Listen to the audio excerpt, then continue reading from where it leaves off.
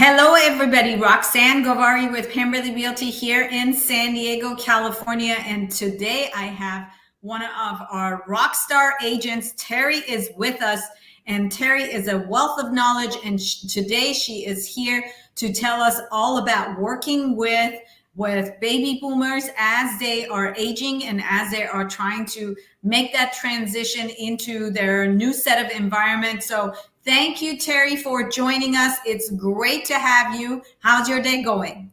It's going great. Thank you so much for this interview.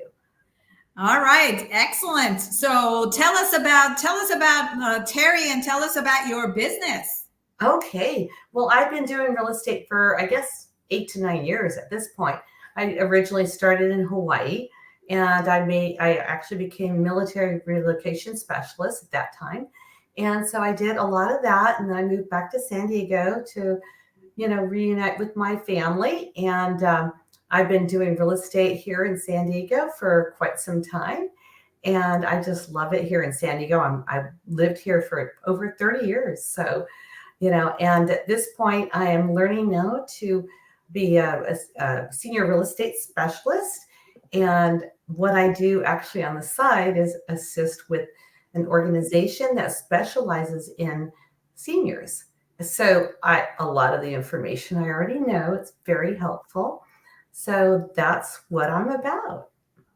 So I really like that. So you've sold real estate in Hawaii. Where in Hawaii were you selling before? I would say primarily in Ewa Beach, and I think it was mainly Ewa Beach. Is that on the main island or Oahu, yes, Oahu. Oahu? Okay, Oahu. So tell us a little bit about what's the difference between selling in Hawaii and in Oahu and selling in San Diego. What are some of the commonalities, and what are some of the differences? Well, the commonalities are just, there's areas that, of course, are wealthier than and others that are a little less expensive. But the real big differences, and it's very common in Hawaii, is the leaseholds. Leaseholds are really a big issue, and they're everywhere. They're in Waikiki, they're everywhere you look, and they're so different because the land is technically held by some other entity. So when you purchase a leasehold, you don't purchase the land, which sounds like you're renting. You're like leasing, actually. And then qualifying on a loan is very different because it depends on the length of the lease of the leasehold. And so qualifying is not straightforward. You have to have specialists in that area. You have to have special lenders for that. So it's very tricky. If the leasehold's 15 years, then you have to have a loan that's actually less than 15 years. You can have a 30-year mortgage, but they are cheaper. So that's the good news. Yeah. So it's very different. And of course, it's beautiful out there. You see a rainbow every day. What are the prices? I've always been fascinated by that, and I'm always wondering, what are the price differences between if you're buying here versus you're buying in Hawaii? I would say they're very similar, actually. I mean, again, you have these huge, beautiful mansions in Kahala, for example, and then you have more affordable areas like Ewa Beach and Waipahu and certain areas like that, Waikele. They have communities, like I said, Waikele, where just they have HOAs and everything else, just like here. So that part is not that different. I would say that there's probably bigger homes that are probably worth a little more in Kahala, for example. Like I think Fleetwood Mac owns a home in Kahala. And sometimes my broker would have, a broker's open out there. So that was pretty exciting to see these homes that are probably worth, who knows, 10, 20 million sometimes. So yeah, it was pretty amazing. And what about comparing to San Diego? What are some of the advantages of living and owning in San Diego versus living and owning in Hawaii? Well, I would say, of course, living in San Diego versus Hawaii, one of the biggest things I've noticed is just the fact that it's easier to get around. Hawaii is always a little more difficult. And, just that's the nature of it. There's no parking, there's traffic all the time. So that's a big factor. And quite often you're actually in areas where you're not that close to the beach. So even though you're in Hawaii, you're not necessarily close to the beach. And the homes also, they don't have central heating. So, of course, why would they have heating? So when they converted to actually needing AC, because global warming, they didn't have that central aspect of it. So that's one of the bigger things that I've noticed is that, central heating or central AC was just not a thing there. So they got into the split ACs and all that. So that's okay, but it just, it's a different, it's just different than here. So yeah, that kind of sums it up, I think. Very good. So, working with seniors, let me ask you, because you were working in Waikiki and you were a military specialist, which I would imagine, just like San Diego, there is a fairly large population in Hawaii that you could work with with the military families. And there is a great set of homeowners or population that you could be working with and servicing on that side. What made you decide to also get your specialty in working with seniors? Well, first of all, I still work with the military. I have a buyer that's actually military currently. And I think I can empathize because my husband was in the military. He was in the Navy and still sort of serves because he works for the government and still he gets deployed once in a while. So that's one factor. But to work with the seniors, first of all, I'm becoming a senior, but also that I also help with an organization that it's for seniors, and it's just really to assist them to, age in place, so to speak, and how to live here in Terra Santa. It is a Terra Santa organization, but I've been involved with it for over a year now, and I've learned a plethora of information about seniors and how the issues they have in downsizing, their family dynamics, just whatever the stress that they encounter and leaving their home, for example, when they have, all the memories there of raising their families. So there's a lot of things to consider. And that led me to the idea of just getting involved in more of that in that sector. Yeah, yeah.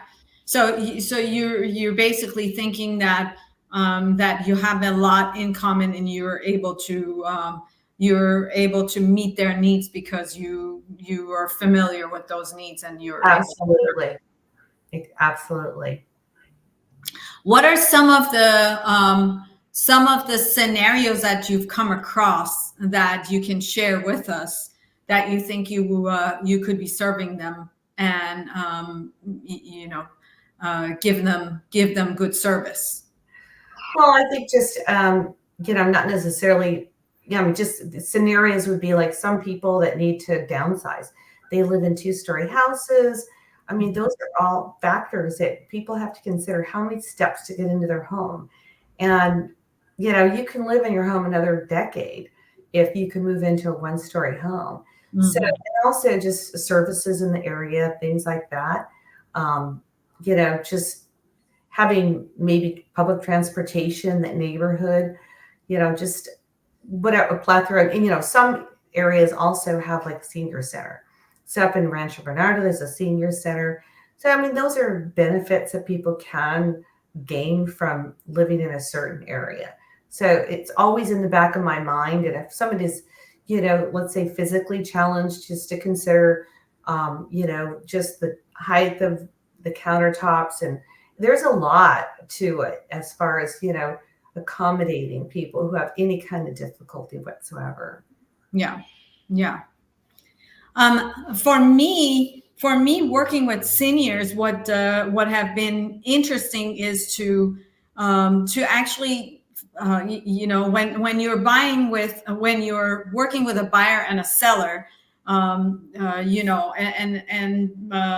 you're basically helping to go find the property, search for a property with a buyer, and then once you find a property that fits them, then you sell their house and then help them make the move. And when you're working with seniors that are working, let's say, into a retirement community or a senior living situation, it's interesting that knowledge of those senior homes and what they offer becomes really, really important. And Absolutely. to help your senior clients find the right fit of the name of the facility and to get them there. Any of the facilities within San Diego County that you have visited, that you're familiar with, that you have connections to? I have a different network of senior specialists that actually I have from the organization, as well as I get from the senior real estate specialist designation. And so that allows me to help people, whether it be downsize on their house or just how to prepare the home for sale, because quite often they've lived in their home for maybe 20, 30 years, and they have a lot of memorabilia, and you have to kind of go through its sorting type of thing. And that's very important for listing a house. You can't just list a house with everything in it, quite often. So these are and then just easing people into that fact, just not jumping into it and taking everything out. So these specialists, some of them do actually help the client organize their home and factors like that. And of course I'll be having a property that's in probate too. So that's another issue that some people face if they don't have a trust. So I'm very well aware of that too. Excellent, excellent. Okay. Well, that reminds me to also put in there to our audience that we have seller seminars once a month, and within those seller seminars, we have speakers that specialize in all kinds of different situations, such as this. And last night we actually had a seller seminar with a trust attorney, and the topic of conversation was setting up trust and setting up wills, and why it is so important to make sure that the trust is set, and the beneficiaries are set, and the trustees are set, so that when the time comes, everything is in place, and probate can be avoided. Absolutely. Some people don't realize the implications of probate. I mean, there's so many rules. I mean, you can't sell the house for under the appraisal value. There's a certain time frame you can sell it. It's only 90 days, I think, or maybe it's 180 days. But I have to go over those facts. But there's just so many factors about probate that people need to realize if they don't want to do a trust. Mm-hmm. And so that goes to the whole point, how important it is. And that's the point of having all these specialists that I have on my team, because there's tax implications as well when you inherit a home. I mean, whether you sell it right away or you rent it out, I mean, those are always important to understand too. Absolutely, absolutely, you're right. And so one of those factors that the trust attorney yesterday was mentioning was the difference between a will and a trust, and the fact that, because some of those questions were what's the difference of a will versus a trust, and why would anybody go and elect to have a trust versus a will? And one of the things that she was saying was you could form a will But the difference is that if you have real property, in other words, if you have a house, you have a piece of land, or whatever type of real estate, the value of the real estate that goes with a will is only $186,000. So once the real property or real estate is worth more than $186,000, then it automatically goes into probate, even if it is put into the will. So the only way to avoid going to probate would be to actually set up a trust. Exactly. Even if you set up a will, which is something I did not realize. Yeah. The difference between the two.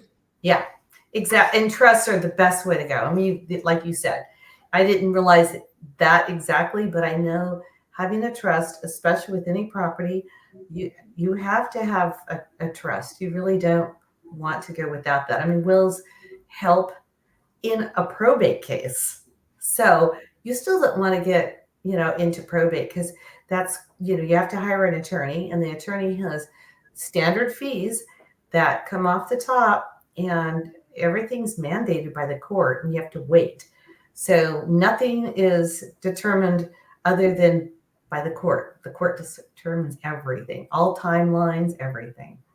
So the attorney that we had at the seller seminar, he was mentioning that just to compare the fees to set up a trust, it could be anywhere up to $4,000 to set up a trust, but the going to probate, they start, so the maximum of the cost that you pay to set up a trust is from $0 to $4,000, whereas the minimum amount to go to probate court starts at $14,000 going up. And like you said, you're absolutely right. If you're going to go to court on a trust sale, on a probate sale, for every little thing you have to go back to court, and you have to get the permission from the judge. Whereas if you have a trust set up, you basically, the trustee makes all the decision making, yeah, and you don't have to go to court for every little question, and therefore the cost is much, much less than if you were dealing with a probate situation. Exactly. And not only the cost, and the cost is actually, it's mandated through the law. I mean, it's as far as percentage, and fortunately it does decrease as the value of your estate increases. But and also the time frame too. You have to consider the house sits there, for 6 months, and then vacating. If you have anybody that's staying there, tenants or anything else, that's even a bigger factor. So yeah, I mean, the typical probate is about a year to a year and a half long. Whereas if you have just a trust, it just transfers over, and you could list the house immediately if you wanted to. So there's a big difference. And, probate is just a necessary thing for people who don't do trust. That's all there is to it, but it's not necessarily the best. That's for sure. Yeah. Yeah, absolutely. Okay. So Terry, if our audience wants to get in touch with you, may I share your phone number and your email address with them? Absolutely. I would love to help them.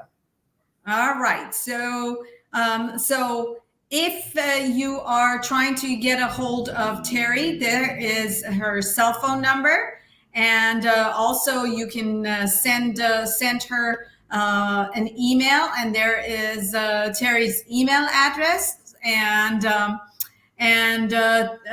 is there any final thoughts that you have, Terry, for our audience that I can share with them?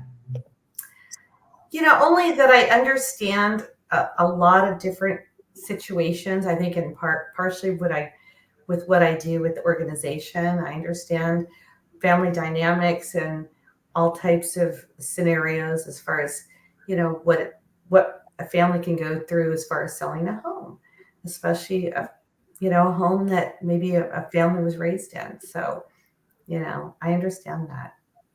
Yep, and there is a lot of nuances that needs to be taken care of, and there's a lot of memories, like you said. There's a lot of emotions that are involved, and Right. having the right advisor by their side to take care of all those issues would make absolutely all the difference. And there is Terry's phone number if you guys want to give her a call.